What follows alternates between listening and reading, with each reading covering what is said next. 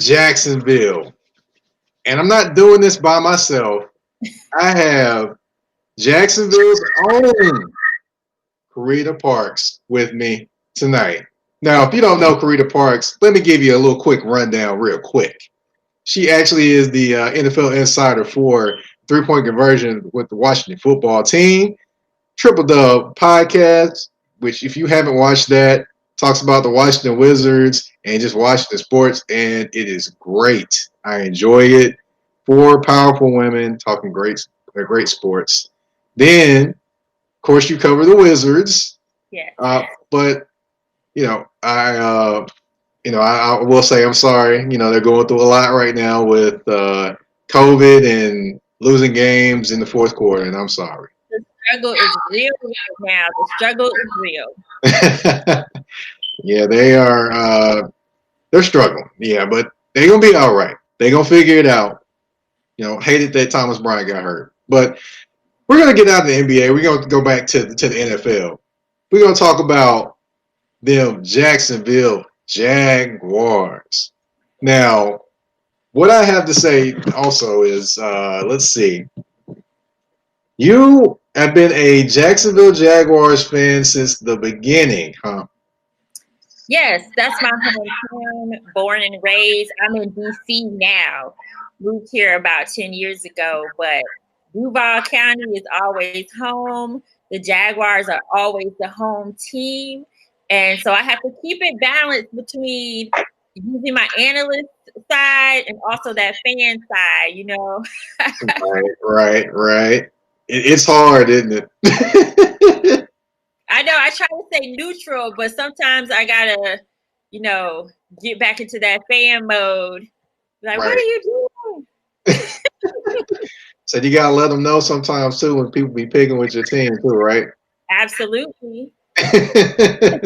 I know I've experienced that. Some of y'all who are watching, I've experienced that as well, talking about the Jacksonville Jaguars, and I thought Karita was gonna come through the screen and get me. Just be honest. So true. I definitely get after you anytime you bring up something about the Jaguars that I don't agree with. It's like might be my friend and all, but that goes out the window when it comes to the home team. Especially because you in Nashville with you know who. So yeah. Well, I did want to ask as well.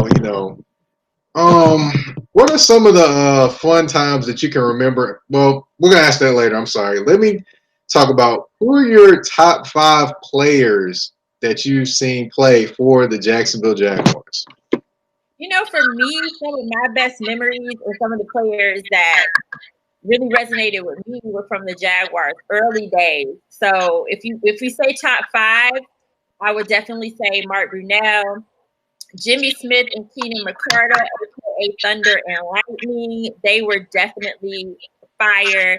You had Fred Taylor, I'll add him to the list. And I'll add Maurice Jones-Drew too, has some good success with running back. So I say those are my top 5. Well, I'll definitely say this. I enjoyed watching Fred Taylor run. I enjoyed watching him. I mean, just look at him in this picture. Look at this picture. He looked like he's about to hurt somebody out there. He did his thing. Like that was the days where we had a good team put together, So those are some of my fondest memories. Right. That was when I still remember him just running roughshod over some teams. Oh, we've got a couple comments on here as well. Somebody said I was here when Fred Taylor and David Garrard was there. Wow, that's a name, David Garrard. David Garrard, Byron Leftwich, who is Tampa Bay's offensive coordinator. Let's not forget that. We don't hear his name often, but he is Tampa Bay's OC and former Jaguar quarterback. So, right. I still never forget the time he was with Marshall. Remember he hurt his leg and the lineman had to carry him down the field? Yeah, I do remember that. Yeah, that was. I forgot about it, like in the front of my memory, but when you bring it up, I definitely recall that moment. Yeah, that definitely was. pretty interesting to watch that one, and that was, whew, boy, oh boy. I winced in pain watching them carry him down the field and just him trying to get himself down the field. That just, whew, goodness, it just did something to me. It just did something to me. I mean, that was their heart. You know what I mean? Let's see. Now, unfortunately, we can't live in the past the entire night. We can't talk about the old Jacksonville Jaguars. We do have to talk about the new Jacksonville Jaguars, who went 1-15 this year. And they fired Doug Marrone, who now is the offensive line coach for the Alabama Crimson Tide. Him and Bill O'Brien coaching together, two former NFL head coaches, now assistant coaches for Nick Saban, which unbelievable how he gets two former NFL head coaches and now they're assistants on the staff. But I digress. I'm sure Doug Marrone's probably cool with that. He just seems like the type of guy who goes with the flow, and it is what it is, and he's going to do what he has to do. So he's probably happy at Alabama. He probably is. There's no telling. And a lot of them are from under the Bill Belichick tree as well. So, one thing I want to talk about as well, we got to bring it, like I said, we got to bring it to the new. Jaguars went 1-15 this year. It wasn't a successful year for them as a team. Fired the coach, Doug Marrone. Brought in Urban Meyer. He's 187-32 as a college coach. That's with Ohio State, Florida, Bowling Green, and Utah. 3 national championships. But he has never coached at the pro level at all. What are your thoughts on him being the head coach of your Jacksonville Jaguars? I don't know what to think yet. He's definitely one of the most winningest coaches in college football history. You just mentioned all of the stats. The man knows how to win. That is an absolute fact. He knows how to build a winning culture, which is going to be very important for this franchise. But of course, my biggest question is, how will his college experience translate into the NFL? I mean, we've seen some success there, like Pete Carroll with the Seahawks, but we don't know what Urban Meyer is going to bring to the NFL stage. And also, it's an even playing field now, right? So it's a little different than college. You have an even playing field of talent in the NFL, and like in college, you go through rough patches too, and he's building this franchise back up. So my biggest question is he going to have the patience for rebuilding a franchise? Because we've seen when he's had some losing seasons, he left those schools. So I want to make sure that he has patience for the process, and that's what I'm hopeful for. I'll say this. You did mention him leaving schools when they weren't successful. But one thing you didn't mention is his health issues that suddenly pop up when he leaves these schools. Well, I was trying to be nice about it, but that's really what I was referring to. He suddenly had health issues when the teams weren't doing well. So I don't want there to be a situation where, like, oh my goodness, I'm having a health issue because the team is not starting off fast enough, or the record isn't what I want it to be. I mean, this is the NFL. Sometimes you could come out the gate hitting on all cylinders. Sometimes you can't. And with the Jaguars having the history that they've had, we have to see what he's able to do. But I'm very concerned about what health issues might pop up along the process. Yeah, and for those that don't know, it's a cyst, I believe. It's in his brain. It isn't removed. But with stress, it becomes worse. And I don't think he's going to be less stressed in the NFL because they don't have school to worry about. They just have playing football and going home and taking care of themselves. One thing I will say, though, is that can help him is that he did hire a offensive coordinator today in Darrell Bevell, who was the interim head coach for the Detroit Lions.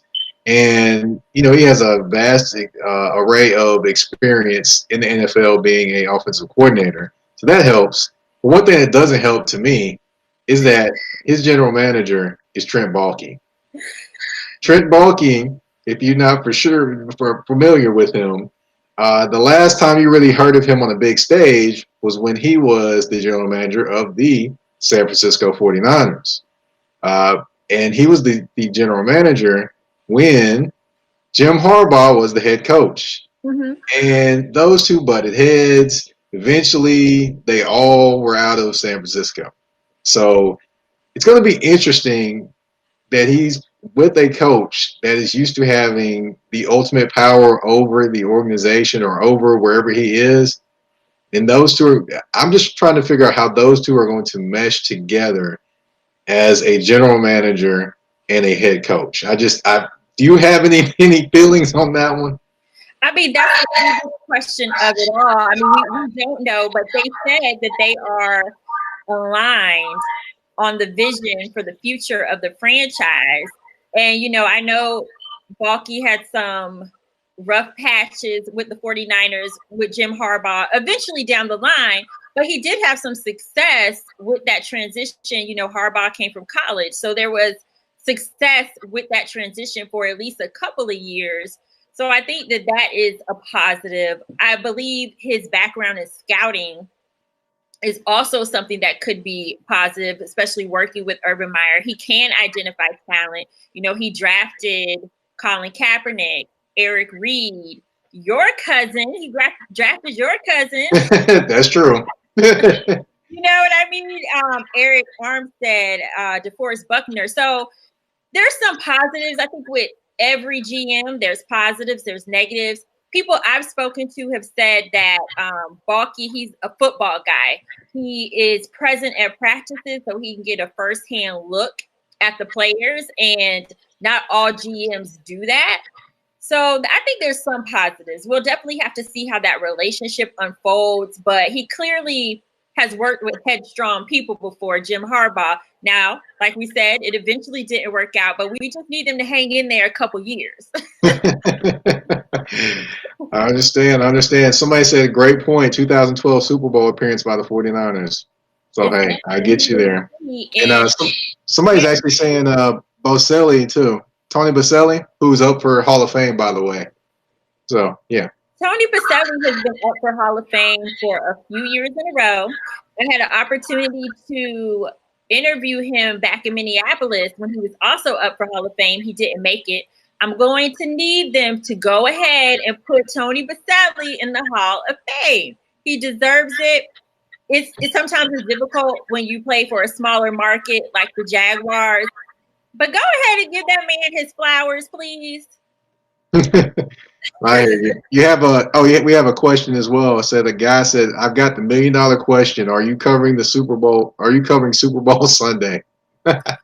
I'm actually going to be covering it virtually this year. I mean, Mike, we've been in Super Bowl together. I typically do go in person, but this year with COVID, I'm going to be virtual. So make sure you follow me. You'll get some insight from Super Bowl week, actually. Okay. All right. Well, I guess you got it this time because I ain't hear anything this time. But I'm just being silly. I'm just joking. I'm not for the cut up. But hey, I am just for those that are tuning in. This is the Haps app. You can actually broadcast and jump in here and broadcast to a myriad of different places like YouTube, Facebook, Twitter, all at the same time. All easy. You can upload videos, do things like that as well. Also I want to shout out, of course, our crew, the 3-point conversion. I can't go on without saying they're part of this production. This is a part of the 3-point conversion as well. So shout out to Mr. Controversy and The Intellectual and Ab and all those fellows as well. Definitely got to give a shout out to the fam. They said you gotta wake up next time you come on the show. No, I'm playing.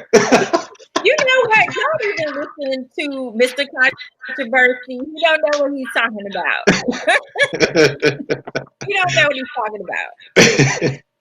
But getting back to it, I'm not a morning person, so they always make fun of me when I have to get up early to do hits. But you know what? I get up early to be about my business and to talk sports. I will get up early for that. Right. And I'm not going to acknowledge the comment on there. No. But anyway, let's see. But the season wasn't necessarily a success, but there was one guy that was successful this year, and his name is James Robinson. Yes. Nobody really expected him to be as successful as he was this year. But he ended up being the starting running back. He was actually undrafted, and he got 1,000 yards, 1,400 yards, 1,400 plus yards, all purpose this year. And he could be a building block for this team. I mean, totally unexpected, wouldn't you say? Oh, absolutely. Because if you recall, in the offseason, they traded Leonard Fournette, and everybody was kind of like, what in the world are you doing? You're trading Leonard Fournette. We don't have any running backs. And they were very confident in who they had left. Obviously, we didn't know as much about James Robinson. So undrafted, like you said, a lot of those guys who are undrafted come in with a chip on their shoulder. And he really, really showed out. So I'm very proud of him. He showed that he could hold the load down without Leonard Fournette. And he had a very successful season. I believe he was just picked by the PFWA. They're all rookie team. So James Robinson, he did his thing this year. And he was the one bright spot on the team this year with that 1-15 record. So the fact that he was able to have that much success even during a losing season for the team, but there was no OTAs, there were no training camps, and he can't just imagine what he could do with that preparation. Right. And as people that are watching, I'm showing his highlights down at the bottom of the screen. I mean, he showed a lot of quickness, getting in and out of the holes, a lot of just determination, and honestly, he opened my eyes. I did not think he was that good when I first was like, oh, he's just playing for Jacksonville. No offense, but I was like, eh. But yeah, he got on there and he did his thing, and he showed me that he is an NFL running back by far. Absolutely. Like you said, like just look at the way he's hitting those holes. Just Yeah, and then shedding blockers. I mean, getting down the sideline. I mean, he does a lot of great things. He really does. So that's a bright spot and something to definitely look forward to next season. And hopefully he has the pieces around him to succeed even more. Well, Darrell Bevell's probably not going to know how to act because he actually has a consistent running back. He hadn't had that in Detroit the entire time. Yes. So, all right. But yeah, he definitely is a guy that you can build with. And hopefully Urban actually uses him instead of letting him just sit on the bench or trying to draft somebody to overtake him, because I think he's a determined running back. He runs hard, and I enjoy watching him play. I would definitely hope they continue to use him. Like you said, he's extremely talented. He held down that spot all season. As you mentioned earlier, he had 240 carries, finished the season over 1,000 yards. He absolutely has worked for his role in that offense. Right. And I would be remiss if I didn't say hello to our CEO, Mark Goldman. How you doing, Mark? Thanks for tuning in. Hey, Mark. And let's see. All right. So we're going to go over something that is just the most, worst kept secret ever. The Jaguars have the first pick, and of course, everyone is saying they're going to draft Trevor Lawrence. Mm-hmm. Some people actually threw out there that they were going to draft Justin Fields just because Urban Meyer coached there, and no, that's not going to happen. Yeah. Justin Fields is not going to be the number one pick. Fields wasn't even his guy. I mean, he didn't coach Fields, so.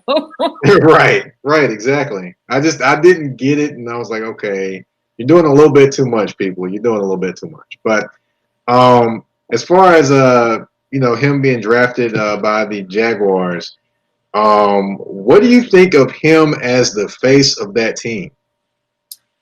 Well, he was the face at Clemson, so he can definitely be the face of the Jaguars. I actually think, just knowing the Jacksonville community and the types of players that they gravitate towards, I definitely think that they will embrace Trevor Lawrence as the face of the franchise. I mean, at the end of the day, he's the number one pick. He is the best player in the draft and the best quarterback in the draft.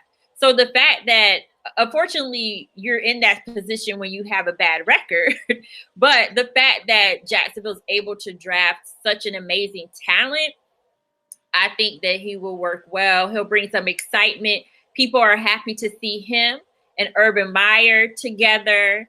And, I forgot to mention this earlier. Urban Meyer, he coached at the University of Florida.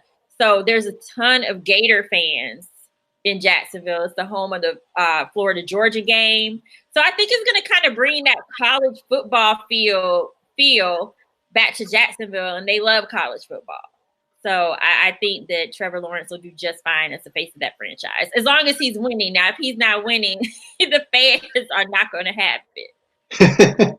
Well, I hear you there, but one thing I would say is when he left, there are some Florida fans that still have some hard feelings for Urban as well, especially how he left with the Jeff Brantley issue with quarterback and those type of things. So that's going to be interesting to see how the fans accept him or don't accept him when he steps on the field.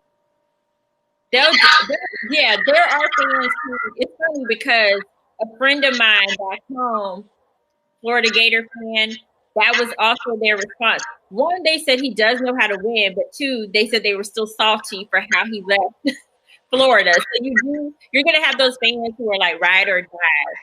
Florida fans, they're not going to care. They think Urban Meyer is great, but you are going to have those who are skeptical, like many of us, when it comes to how, like, if he will stay with the team or if he's going to leave them high and dry, like we've seen him do in some of his college football experiences. Gotcha. So we're going to see. Also, of course, he's not the only thing that this team needs. So besides Trevor Lawrence, what else do you think this team needs to be successful? Well, they need to beef up the defensive line. Right now, we really only have Josh Allen. And as you know, Jacksonville had a great defense in the recent years. Calais Campbell, Yannick Ngakoue, Telvin Smith when he was there, Jalen Ramsey, but that's just the defense as a whole. But they really need to beef up that defensive line. They are 31st in the league, I believe, on defense. So they definitely need to work on that. Obviously need a quarterback, which they'll take care of in the draft. They also need to plug in some tight ends to get some additional help on the offense to kind of help those wide receivers out. And probably a backup running back because, James Robertson did his thing, but they still do need a backup running back. So there's a lot of pieces that need to be filled. But the great thing is Jacksonville has 11 draft picks, so they have plenty of opportunity to take care of those pieces in the draft. Oh, we got a question too. Mark actually has a question. Why do you think Urban Meyer left Ohio State and then came back to coach Jacksonville? You want to take that one, or do you want me to take that one? I think part of it is having the opportunity to essentially build the team, because that's where we are. This is a serious rebuild. 11 draft picks. I think that's of interest. Getting Trevor Lawrence and knowing that you have that opportunity. I think just having that opportunity to draft the people that he wants to put in place. There was the GM that was missing. He's putting together his staff. So I think that this was really a chance for him to put together all the pieces that he wants to. And we know that he likely has more control than we think. We're definitely going to see. He didn't get in other NFL opportunities. Well, we're definitely going to see. And I only got one answer for that one. No recruiting violations in the NFL. So that's all I had for that one. That too. Mike is not. So, I mean, hey. All the way 100 tonight. Okay.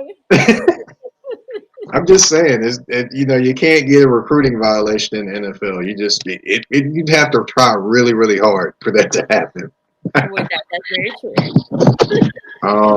Let's see. So, you did say you were a lifelong Jacksonville Jaguars fan, and of course you got people in here that are saying, "How is it living in Jacksonville with TGI Fridays and strip malls and I don't know if I Applebee's?" understand TGI Fridays and strip malls, but I live in DC now, but I was born and raised in Jacksonville.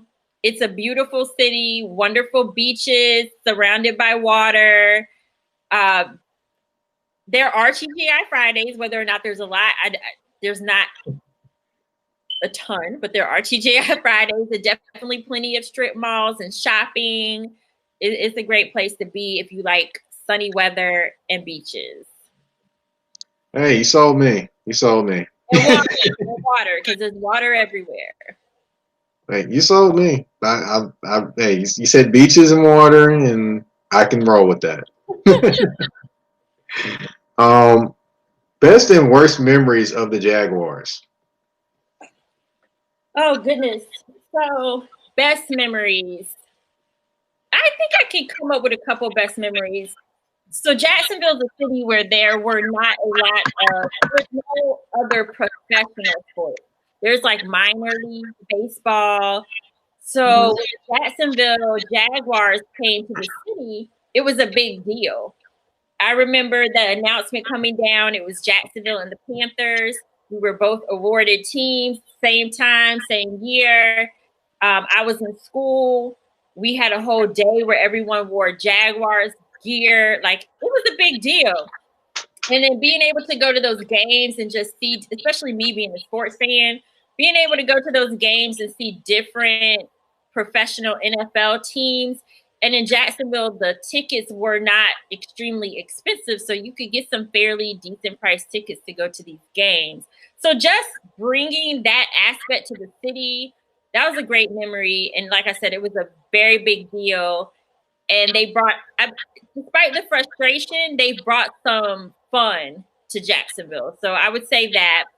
Another really great memory is the 1996 season, because they went on this unbelievable playoff run. The Falcons kicker, Morton Anderson, he missed a field goal. And that missing that field goal sent Jacksonville to the wild card game in 1996. They were, people didn't believe that they should be there, didn't think they would get any further than that. They went on to they played Buffalo Bills in that particular round. They went on to the next round, beat the Denver Broncos. No one thought that they would do that. You mean this one right here, the Denver Broncos? Is that from 1996? That's the game. Did you know I was going to say that? No, but I figured you would. Well, I'm glad I did, because you snapped it up. But yeah, that was just an absolutely unbelievable season. It was just, like I said, nobody thought they would be there.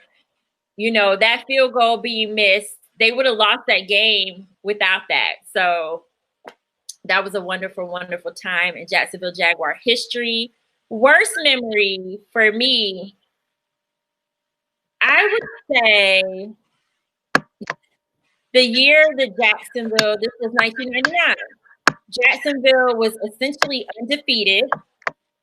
The only team that beat them that year was the Tennessee Titans 3 times, twice during the regular season, and then in the AFC Championship game, they beat the Jaguars for a 3rd time. So that's a bad memory, because first of all, who would have thought the same team would beat them 3 times, and that it would be the only team to beat them that year? And they were supposed to, that would have been the year they could have went to the Super Bowl, for real. They were hot, and they just could not get past the Titans. So that was a tough pill to swallow.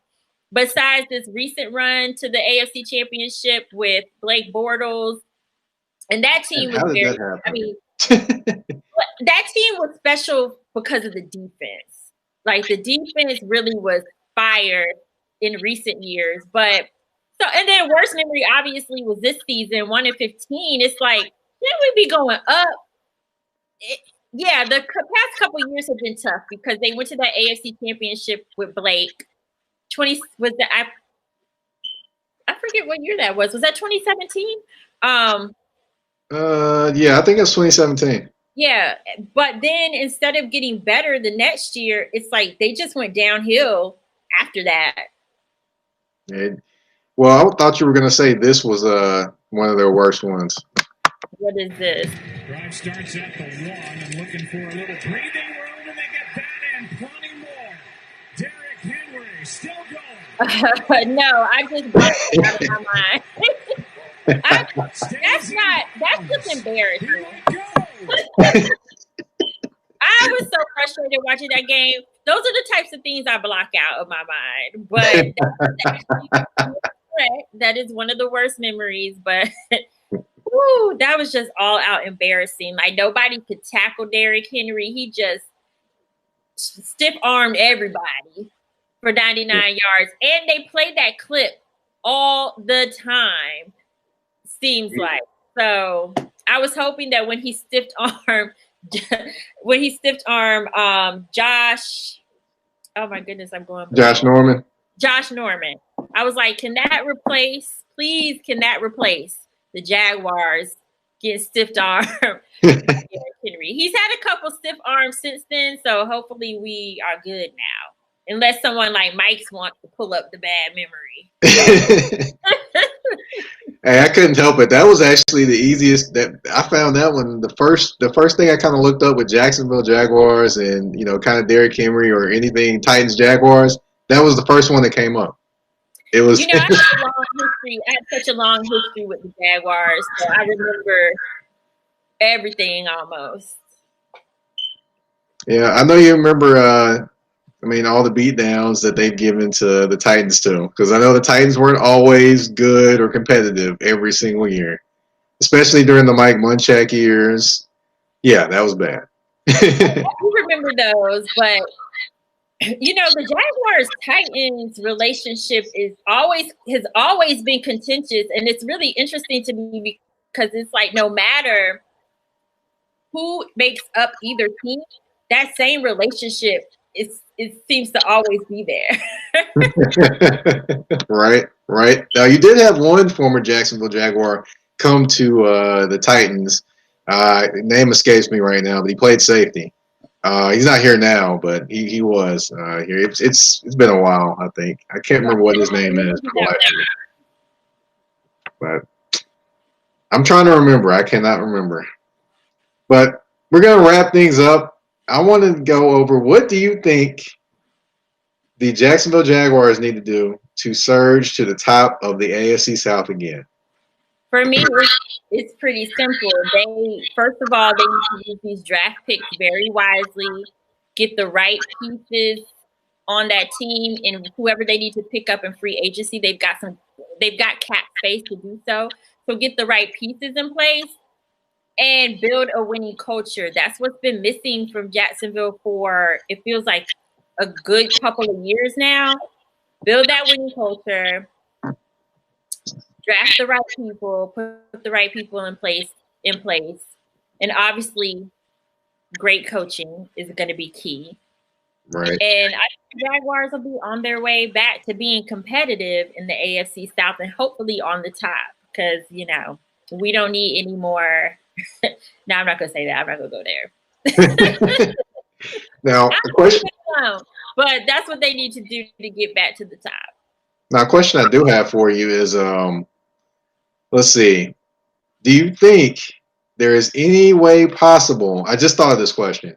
Is there any way possible that a certain Tim Tebow shows up in Jacksonville on that roster? I hope not. I hope not. Let it go. Let's just let that go. That ship has sailed. Let it keep on going down the ocean or the river. Like, no. I hope it's not completely out of the question, but I think they just need to let it go. Yeah, he is off into his baseball career playing for the Mets. So, yeah, let him stay doing that. The NFL worked out for him. I have nothing against Tim Tebow. He's a great young man, but I'm just not with bringing it back. Like, we should just let that go. All right. Well, I want to thank you for coming on with me tonight. and discussing your hometown team. Hey, often I get to actually talk about the Jaguars, so I appreciate you having me. Yeah, of course. You know, I know you rep your team when you're not doing everything else you do. You know the 20 million hats that you wear. So No you know, lies told, 20 million hats is definitely true. and I mean we didn't even talk about the PR hat that you wear. We didn't even talk about that.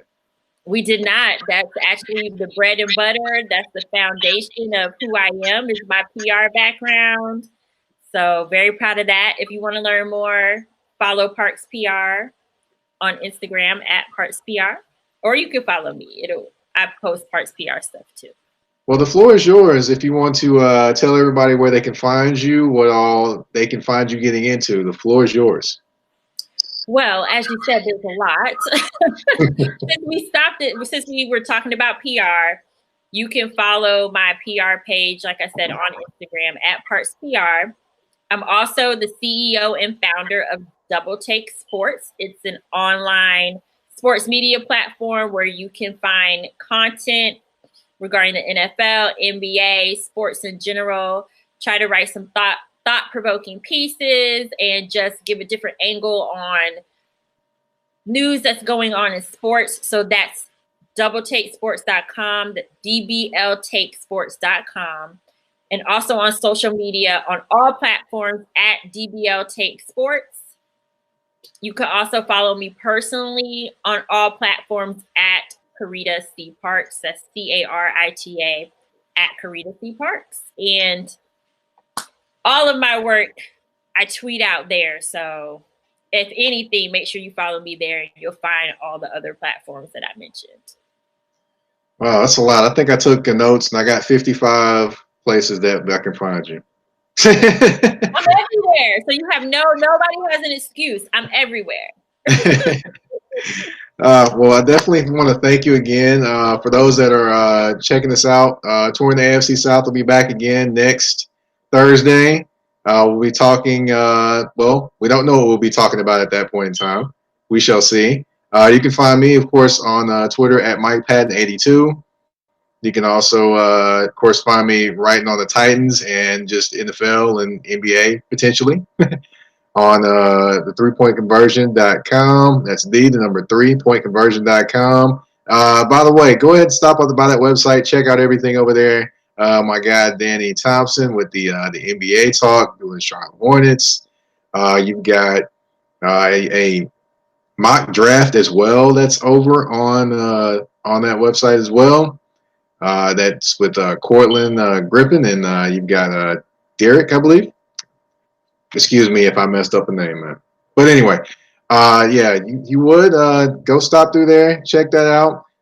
Thank you all for tuning in, and good night.